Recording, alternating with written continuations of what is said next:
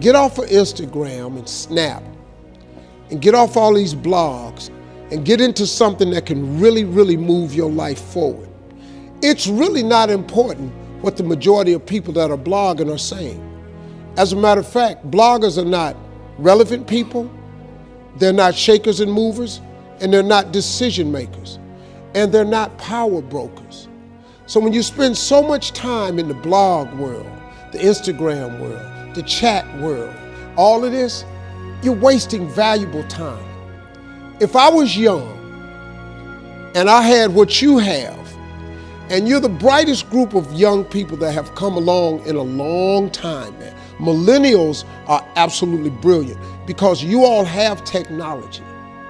I had no technology growing up, nothing. You couldn't download a book.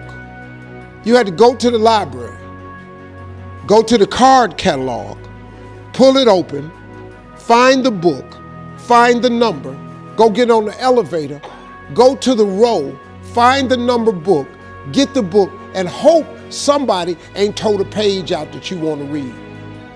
That's what it used to be. When my mom and them finally got the money together to help us educate ourselves, they bought an encyclopedia set, Britannica, Funk and Wagner. And everything you wanted to know was in that encyclopedia. And that's all you could know. Y'all got Google. You can Google anything. You all have stuff at your fingertips that can make you great. But if you could combine your technology with your parents and your grandparents' work ethic, you could be rich, man. But you cannot erase the work ethic part. There is no getting around. Ain't no elevator to the top. You got to take the stairs. Not in the world of success.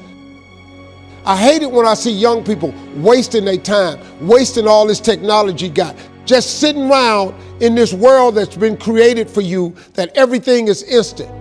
You got to get gritty, man. You got to understand that success, you can't Google success.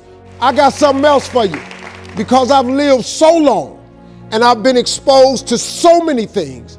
I've seen stuff hopefully you'll never see, and I've seen some things I hope one day you do see. But go Google exposure. It ain't gonna take you nowhere. I've been around the world, man, because I've traveled it. But I traveled it because I made myself uncomfortable. I have a life of convenience now. But in order to get the life of convenience, you gotta have a very uncomfortable life. You got to get comfortable being uncomfortable. Stop trying to do everything the short way. Stop trying to figure out the easy way. I got news for you, man. It's not happening, young people. You got to get messed up sometime. You got to get dirty. You got to get your feelings hurt. You got to get disappointed. You got to get told no. You're going to ask somebody for some money. He going to tell you no. But at least then, when I see somebody trying and I tell them no, I try to at least give them something else. See, I'm not going to hand you a fish sandwich. I'll teach you how to fish, but I'm not giving you a fish sandwich. You can forget that. Listen, getting successful, it's not a magic trick. It's not God picks certain people he'll make rich and certain people he don't. He gives all of us as his children the power of choice. You have a say-so in that. You can decide to be rich. And with God's help, it's highly doable. But you first have to think it. The difference between successful people and non-successful people is here. I'm no better than none of y'all. I'm not a better person than you. I'm not a better Christian than you. God don't love me more than you. None of that. If you want to be successful, you have to change this. This has to change. What makes it hard is your lack of belief that it can happen for you. The fact of it is, though, it's very doable. But you got to change, though. If you keep doing what you've been doing, you're going to keep getting what you've been getting.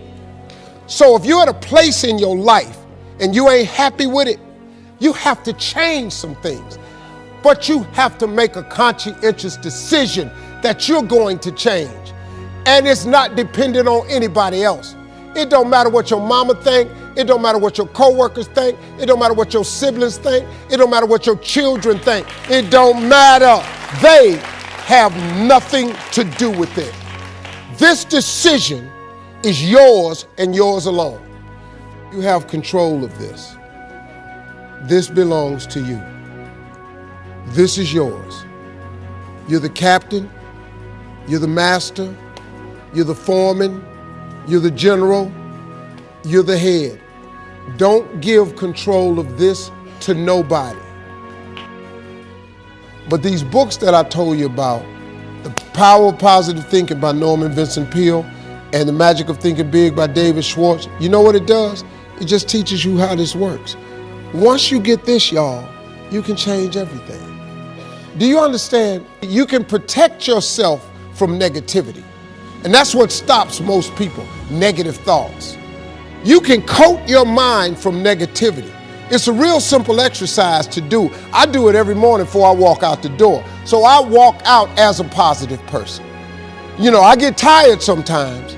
That's different from being negative because I get mentally drained from my job at times. But to coat your mind from negativity, the way you can put a coating around your mind is with one simple thing: gratitude. Gratitude erases negativity. I'm gonna show you how this works. If you wake up in the morning and you start having negative thoughts, man, this ain't my day. I woke up on the wrong side of the bed. I'm tripping, I just don't feel myself. Every time you feel, in the middle of the day, if you feel yourself doing that, stop, just stop for a second and start going over in your mind everything you have to be grateful for. Not everything you want, everything you already have, because what you have is substantial. You just haven't gone over the list and taken inventory in a long time. But the fact that you can walk, that's a blessing. The fact that you woke up, that's another blessing. The fact that you can see, think, reason, that's another blessing. The fact that you can go somewhere and get yourself something to eat, that's another blessing. The fact that you can go and turn the key and call someplace home, that's another blessing. The ability to dream is a blessing. The fact that you have an opportunity to get it right is another blessing. The fact that you're beautiful, that's another blessing. The fact that you have any measure of health, that's another blessing. I could give you 50 things you ought to be grateful for right now. I don't even know you. Start coating your mind with gratitude. It'll change everything for you.